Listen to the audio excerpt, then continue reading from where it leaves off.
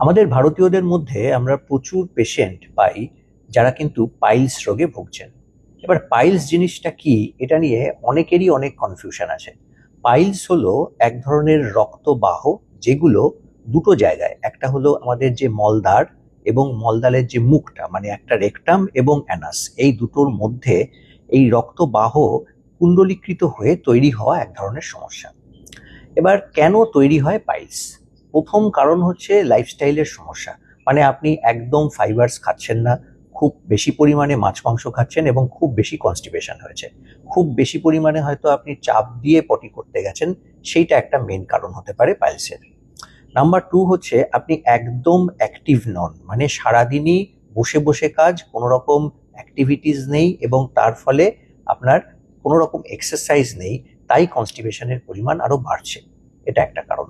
Number three, কিছু physiological কারণ, মানে হয় খুব বেশি পরিমাণে ওয়েট গেইন হয়েছে, বা দেখা গেল প্রেগনেন্সি হয়েছে, বা বয়স হয়েছে।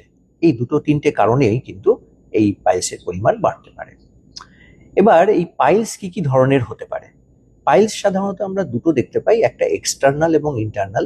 এক্সটার্নাল যে পাইলস, সেটা আমাদের হাত দিয়ে ফিল করতে পারেন, যেটা কিন্তু একদম অ্যানাল ক্যানালের মুখে থাকে এবং স্কিনের নিচে থাকে। আর ইন্টারনাল যে পাইলসগুলো, সেই পাইলসগুলো বেসিক্যালি হাত দিয়ে পাওয়া যায় না, এবং এই ধরনের পাইলস পেইনলেস হয় এবং এটা রেকটামের মধ্যে থাকে, মানে অ্যানাল ক্যানালের ভেতরে থাকে। এবার কিছু গ্রেডিং আছে, গ্রেডিংটা অত বিস্তারে আমি বলছি না, মোটামুটি 1 2 3 4 চারটে গ্রেডিং পাওয়া যায়। তার মধ্যে গ্রেড 1 হচ্ছে সব থেকে কম, যেখানে কোনো রকম বাইরে থেকে কিছু প্রেজেন্টেশন নেই, শুধুমাত্র যেটা পাইলস হয়েছে সেটা ভেতরে থাকে। আর গ্রেড 2 3 4 এগুলোতে কতটা বাইরে রক্তবাহটা বেরিয়ে এসেছে বা প্রোল্যাপস হয়েছে, তার ওপর ডিপেন্ড করে গ্রেড 2 3 4 হয়। এবার মেন যেটা আমাদের জানা, যে কি কি হতে পারে পাইলস হলে। এক নম্বর তো অবশ্যই রক্ত বেরোতে পারে, ব্লিডিং হতে পারে। নাম্বার টু হচ্ছে একটা ডিসকমফর্ট হতে পারে। ডিসকমফর্ট কি? ডিসকমফর্ট হচ্ছে ওই জায়গাটাতে খুব বেশি পরিমাণে ইচিং বা চুলকানি হচ্ছে, খুব বেশি পরিমাণে লাল ভাব বা সোরনেস তৈরি হয়েছে, বা ভেজা ভেজা থাকছে, বা ব্যথা হচ্ছে। আর তার সাথে সাথে আরেকটা মেন সমস্যা হতে পারে, আপনার মনে হচ্ছে যে সমস্ত পটি বেরোয়নি, কিছুক্ষণ পটিতে গেলেন, পটিটা হয়েছে, অথচ মনে হচ্ছে ভেতরে কি একটা রয়েছে, বডিটা ভালো করে বেরোচ্ছে না। মানে ব্যথা হওয়া, এই ধরনের সমস্যা হওয়া, তার সাথে সাথে রক্তপাত হওয়া, এবং পুরোপুরি ভালোভাবে ক্লিয়ার পটি না হওয়া।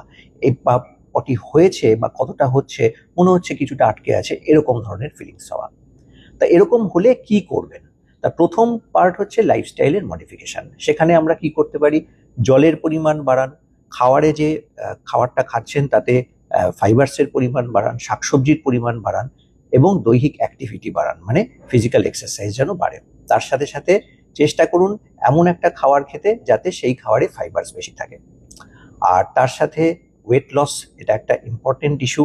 এবং তার সাথে যদি দেখা যায় ওখানে আপনার কোনো রকম সোয়েলিং বা কিছু হয়েছে, সেই জায়গাটাতে ক্লিন রেখে সেই জায়গাটাতে কিছু মলম ইউজ করা হয়, যে মলমগুলোর মধ্যে ফিনাইলেফ্রিন, কিছু কর্টিকোস্টেরয়েডস এবং তার সাথে সাথে লিগনোকেইন, এই তিন ধরনের মলম একসাথে মিশিয়ে, বা এই তিনটে মিক্সচারের মলম যেটা পাওয়া যায় সেগুলো লোকালি ইউজ করা, এবং তার সাথে সিজবাত করা। সিজবাদের একটা নিয়ম আছে, উষ্ণ গরম জলে একটু বিটাডিন দিয়ে তার মধ্যে কিছুক্ষণ বসা, জায়গাটা গরম সেক দেওয়া যাতে জায়গাটা ক্লিন হয়, এবং তারপরে এই ধরনের অয়েন্টমেন্ট ইউজ করা।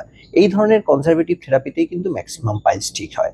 আর যদি দেখা যায় তাতেও ঠিক হচ্ছে না, তখন আপনাকে অবশ্যই একজন সার্জন দেখাতে হবে। সার্জনরা সাধারণত ব্যান্ডিং করে এবং তার সাথে সাথে কিছু লেজার সার্জারিও করে থাকে। তবে মেইনলি লাইফস্টাইল মডিফিকেশন, পটির পরিমাণ ঠিক রাখা, এবং পটি যাতে নরম হয় তার জন্য ওষুধ খাওয়া, এবং তার সাথে অয়েন্টমেন্ট ইউজ করা এবং সিজ বাথ নেওয়া, এতেই কিন্তু পাইলস ঠিক থাকা সম্ভব।